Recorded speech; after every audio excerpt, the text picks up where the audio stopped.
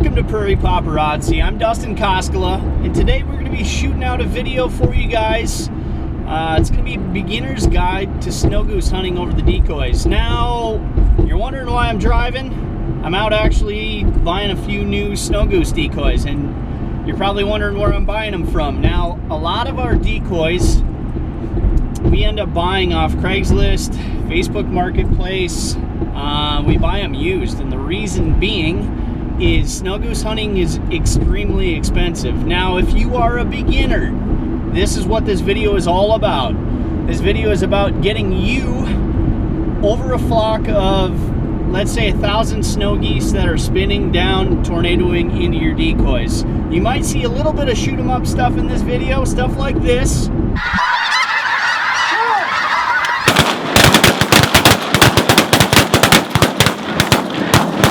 The rest of this video, I'm going to try to just explain what we've been doing. We've been doing this for 4 or 5 years now, and as a collaborative of in between 5 and 10 guys, we all try to get together a big spread.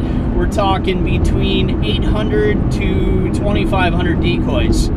And the reason being is when you're hunting these snow geese in Minnesota, North Dakota, South Dakota, those are kind of the areas that we hunt. By the time they get all the way north from Texas and Louisiana, they migrate all the way north up into our flyway up here. And by the time they get up here, they've seen every single decoy spread you can imagine. They've seen small stuff, big stuff, full bodies, windsocks, Texas regs, everything. So we have to run big spreads up here. Now, not only that, we have to run e-collars that mimic the sound of the amount of decoys we're actually running. So we're running anywhere from 4 speaker to 16 speakers out in the field. And it's a lot of work, don't get me wrong, but the end result is stuff like this.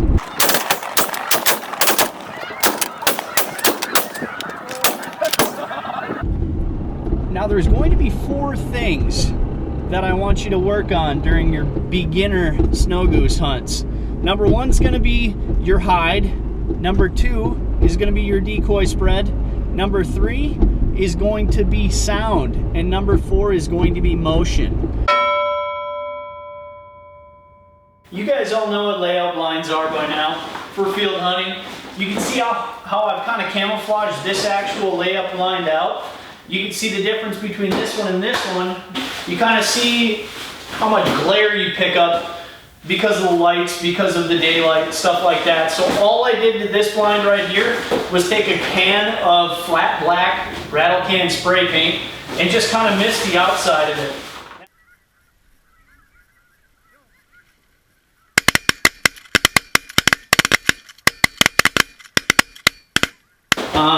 Your other option is going to be either to wear whites completely,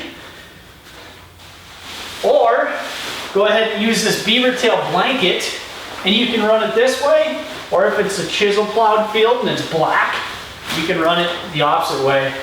And you guys can see how it kind of fits. Now, when I've got my gun, I'll keep my gun on top of this actual blanket so it doesn't get caught up.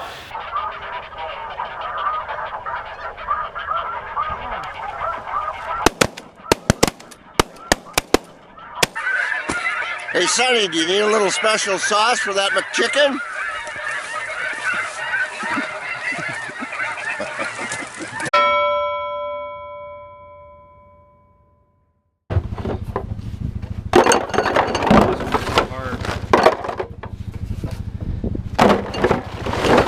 Oh, I'm sorry. See, folks, to be honest, you don't need these high quality decoys when you can use your lawn ornaments. Oh, wow.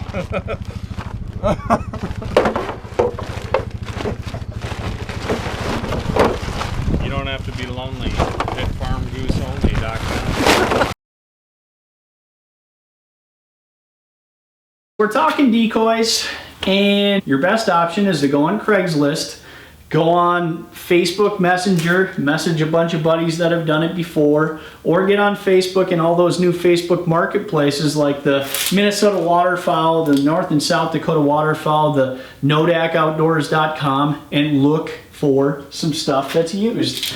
Now, on our first hunt out in South Dakota, we started running a spread that was made out of these. These are Texas rags. Super cheap. You can buy a roll of these rags, a few lengths of these dowels, cut them to 20, 30 inches, and actually make a decent spread for, let's say, $1 to $2 a piece. I don't like these because they're a pain in the ass to pick up all the time. They tear in the wind. If you have a 10, 15, 20 mile an hour wind, you're gonna have, let's say, a quarter of your bags actually tear, because all they are really is a plastic bag that fills up with wind, makes it look like an actual snow goose. But it might be a cost-effective option for you.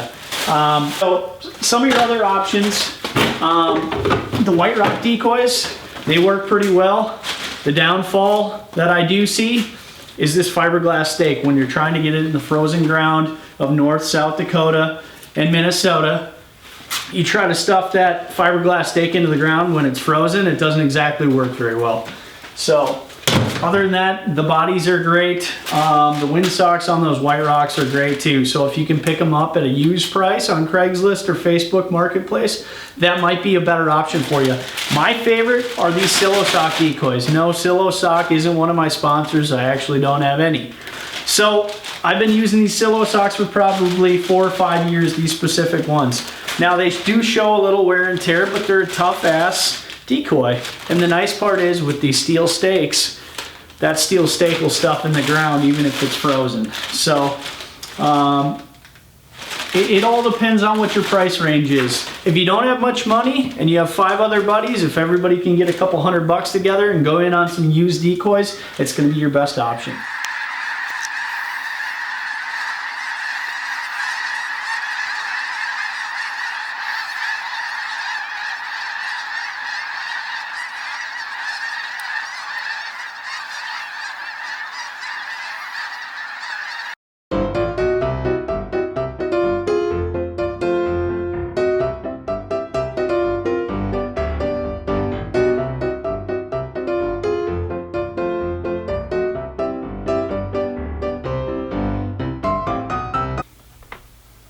Is my mustache still on? Good, good, perfect.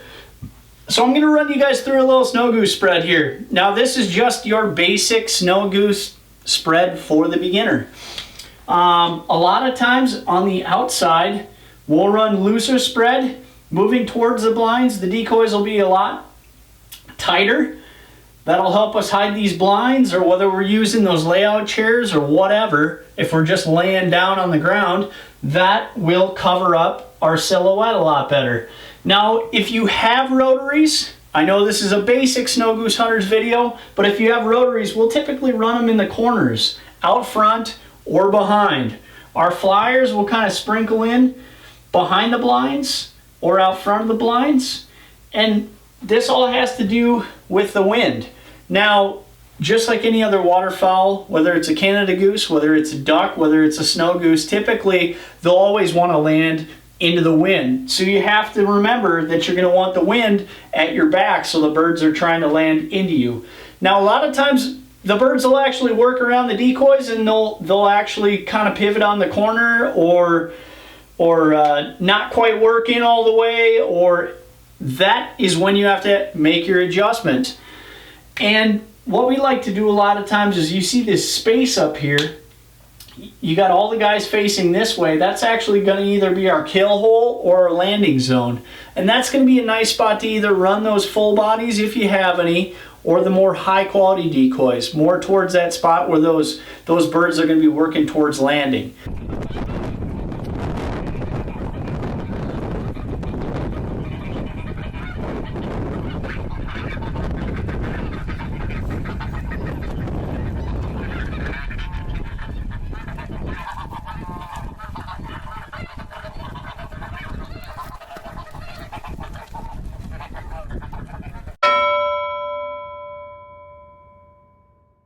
We're going to be talking about your calling.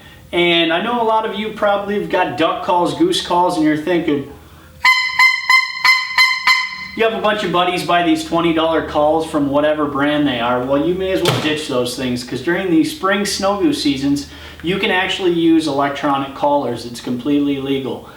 So I've got a couple homemade options here for you. One specifically, I'll buy these Pile brand horn speakers right off Amazon. I'm not exactly sure what the price was, probably $20 or $25 each. And this collar that I use, I'll actually run 4 different speakers off this one. It'll play the same track, pretty easy setup that I actually built myself. All it is an ammo box. You put a car amplifier, you might have one from your old Cadillac that you had in high school laying around. This one specifically is 200 watts. It's a Boss Riot. I bought it on Amazon, like I said. And it's just wired up to run off a 12-volt battery and these horn speakers, or I've got some old speakers that I picked up at a garage sale. So another little Craigslist Pro Staff tip for you. And then I'll actually run my MP3 player plugged right into the exact car amplifier, wired up to an on-off switch. Pretty simple, running off a small 12-volt battery. And don't forget your trickle charger, because you're going to want to charge these every night.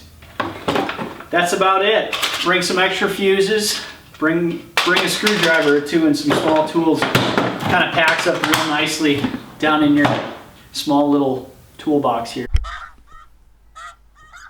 Alright, so we're talking Snow Goose tracks, and there's 2 separate CDs or MP3s that we like to play on our e-collars. The first one being Snows on the Prairie 8.1. You can find this at prairiewinddecoy.com. I'll show you guys the link here.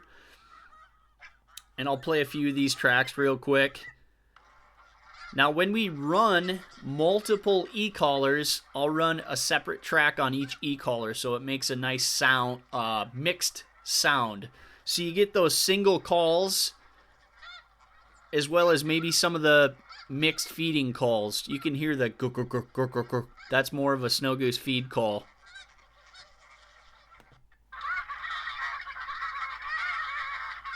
Here's more of a feed track. Once again, these are all on Snows on the Prairie 8.1. And the second set of tracks we like to play is on Snows Down Low. You can find this stuff on right for download at snowsdownlow.com.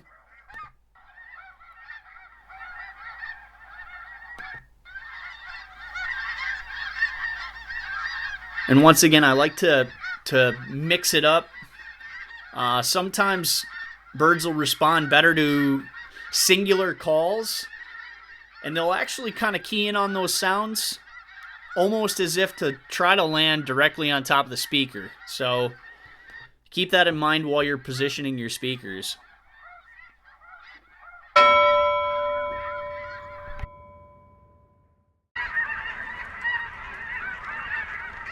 All right, we're talking motion. So anytime you're going to be out hunting snows, a huge thing in comparison to Canada goose hunting is you're going to want a lot of motion. Some guys are running spinners from their duck season. That's perfectly fine.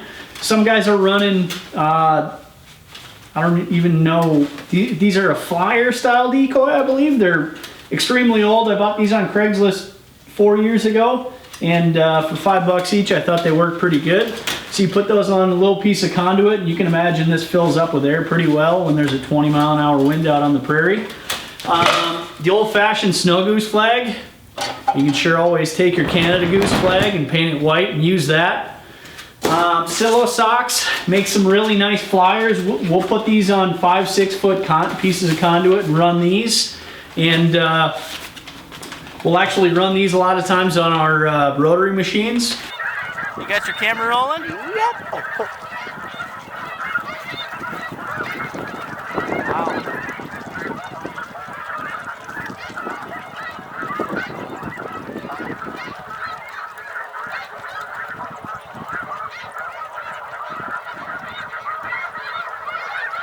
Look at that front line. I see that.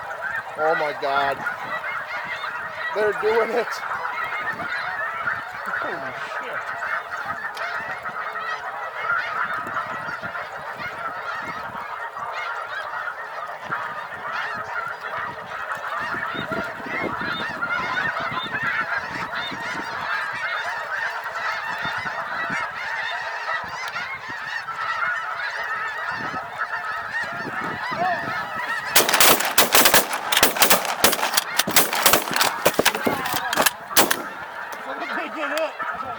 There's a couple options out there for rotary machines. A lot of people like to run the 2 in the 4-arm Silo Sock style rotary machines. Lucky Duck makes a nice one nowadays. You can build your own. You go to a junkyard, I don't know, go ahead and pick up an old windshield wiper motor or peel 2 or 3 windshield wiper motors and just weld on some arms onto them. We've done that before.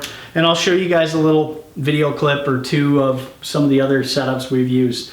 Now, doing things differently from everybody else. You might see a spread out in the middle of the field that has a lot of motion. You got to remember these birds, once they get up to North, South Dakota, even Nebraska, they've seen just about every spread out there. So you got to do something different from the next guy. We'll run these flags a lot of times. This flag's from Avery. It is a snow goose specifically flag. But we'll actually put these on a 6-foot pole, piece of conduit. Everybody's got an old broken fishing rod. Duct tape this up so you get this thing 6, 8, 10, 12 feet above the blinds when you're flagging them in, just as you would Canada geese, trying to bring them in. Just adding that little bit of motion and doing something a little bit different from the next guy.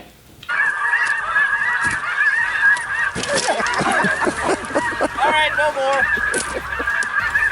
And he broke it. All right, that is all we have here for today at Prairie Paparazzi. I'm your host, Dustin Koskela. Follow us on the Instagram, subscribe to us on the YouTube machine. As always, best of luck out there.